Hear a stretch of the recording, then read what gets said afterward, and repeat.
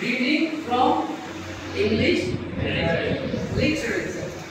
Okay, and this class is only for you from your English textbook, EFT.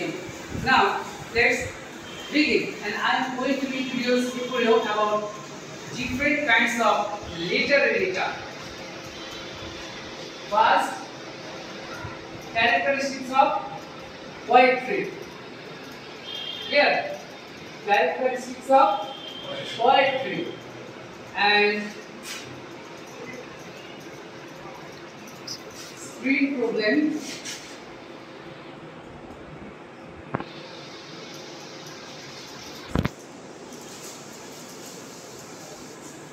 I am going to read out from my laptop. সাহিত্য একটি বিস্তৃত বিষয়। এটি সেই শিল্প যা মানুষের অভিজ্ঞতা, ভাবনা, অনুভূতি এবং কল্পনাকে প্রকাশ করে। এটি মানুষের বিভিন্ন দিক সম্পর্কে এবং সামাজিক মানসিক প্রতিচ্ছবি উপস্থাপন করে। সাহিত্যের সুবিস্তৃত ধারাগুলোর মধ্যে কবিতা, উপন্যাস, নাটক, প্রবন্ধ, ছোট গল্প ও বক্তৃতাকে অন্যতম।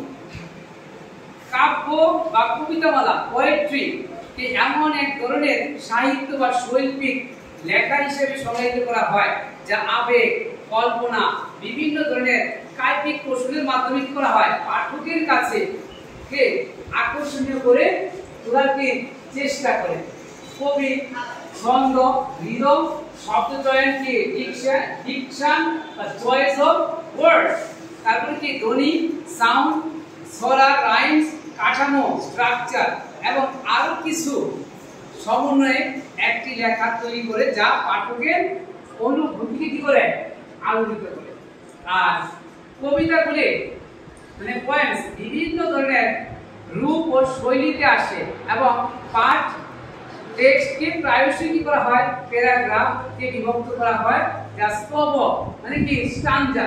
স্টানজা মানে কি, you will see in your English textbook 4 or 5 lines make a short paragraph, then you will find it gap, that is called stanza.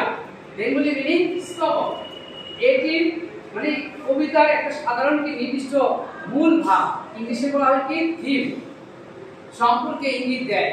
কবিতা ব্যবহৃত কিছু সাধারণ থিম হলো কি ভালোবাসা, লাভ, তারপরে কি প্রকৃতি, নেচার, বন্ধুত্ব, ফ্রেন্ডশিপ, ফ্যামিলি, পরিবার, জীবজন্তু, অ্যানিম্যাল, ভালো বনাম মন্দ, গুড ভার্সাস ইভিল, তারপরে কি বেড়ে ওঠা ও বৃদ্ধ হওয়া, গ্রোইং আপ এন্ড কি এইজিং। এইজিং মানে কি বৃদ্ধ হওয়া। তারপরে বীরত্ব এবং কি হিরোইজম, বীরত্ব এবং সাহস, হিরোইজম এন্ড কারেজ। কুসংস্কার, প্রেজুডিস, কুসংস্কার মানে কি প্রেজুডিস।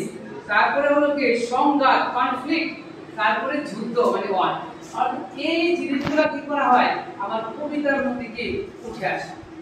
এবং যারা writer, that's mean those for writers, Bengali or English, they are trying to find out special theme, date time, and if you read it you will be amazed and you will get lot of information that's impact on yourself, and you have to think very deep if you try to understand the theme.